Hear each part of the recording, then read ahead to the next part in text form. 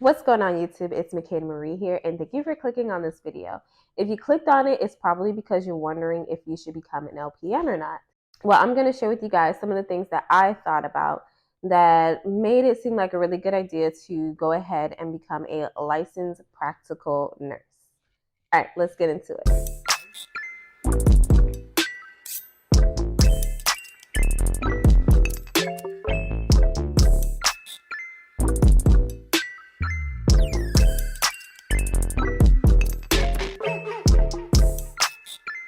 One of my New Year's resolution was I wanted to make sure that I got into nursing school in 2023. That was my number one goal.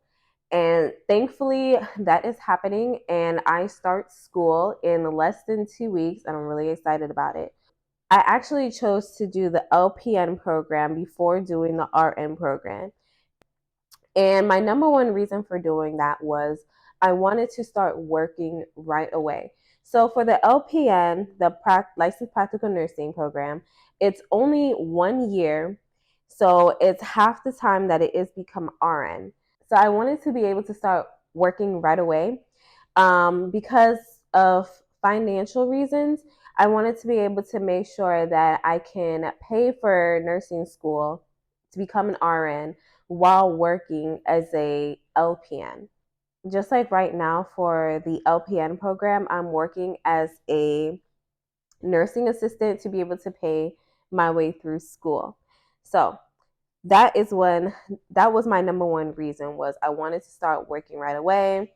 I have a daughter, I have my husband, we have goals and things that we want to do. My nursing journey isn't going to stop at LPN, but it is going to be my start off. So the second reason, maybe you're wondering if you can have a management position as an LPN.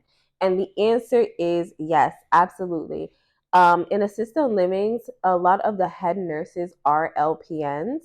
Another place where LPNs are managers and head nurses um, are rehabilitation facilities, also known as nursing home.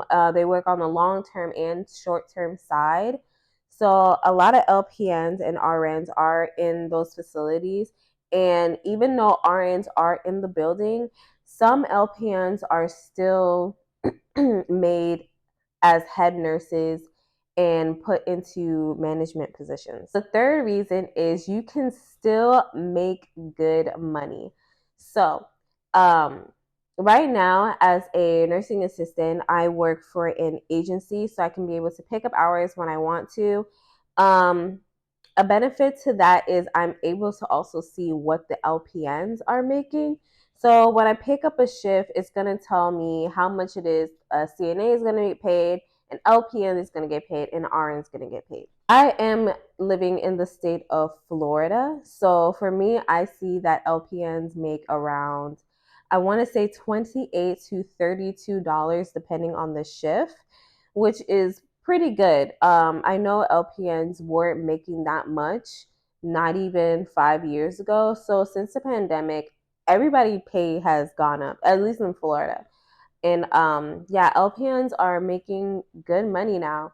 I consider that good money. Of course, RNs make more, but to only go to school for 1 year, I feel like is pretty good. So the fourth reason is getting your feet wet into nursing. Maybe you don't know if nursing is for you.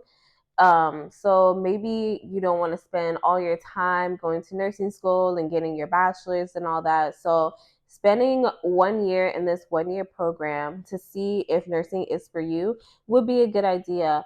I don't know a lot of hospitals that hire LPNs, but I do know a lot of rehabs and nursing homes definitely do hire LPNs, and you can get a lot of experience like with the trachs and the colostomy bags and catheters and all that stuff.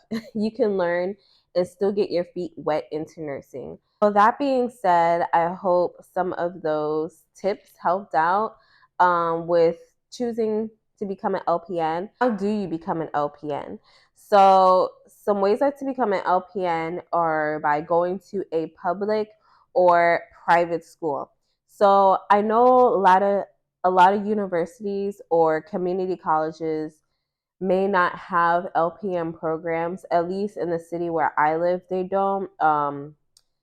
I've only found one public school that has an LPN program, and they got pretty bad reviews. So I that's why I decided to go to a private school. The private school that I go to is actually number one in producing the most LPNs and RNs in Florida. So that's why I chose them. You got to make sure that it's accredited. Talk to other people. That's another good reason to work in facilities and healthcare facilities, because you can get an idea of where other people went and see if their school is a good school. To become an LPN, when you find the school that you like and you think you will want to attend that school, meet the requirements. So for some schools, they want the HESI exam. For my school, we use the TEAS test, and I actually used the Mometrics book to pass my TEAS exam. I can show you guys. Hold on. So this is actually the book that I used to study for the TEAS test, and it helped me pass. And this book is really informative. If you study it all the way through, break it down weeks by weeks, how much you study. And I feel like this would really help you pass the entrance exam. And then, of course, with paying for the LPM program, a lot of schools, they take your FAFSA, which is the federal loans and grants. For me, I'm actually paying out of pocket. So that's why I'm working as an aide while in school. And I also do get a discount from my school with the job that I have. My company knocks off a couple of $1,000s, which is actually really good for my program. And they also offer scholarships as long as you keep up your grades. So that's all I have for today. I hope I really helped somebody, and I'm wishing everyone the best on their nursing journey. So I have videos coming out every Sunday now, dedicated to nursing, fitness, and just vlogs of me going through my nursing journey. And so I hope to see you guys in the next video. Make sure to give me a thumbs up, click the subscribe button, and I'll see you guys next time. Bye.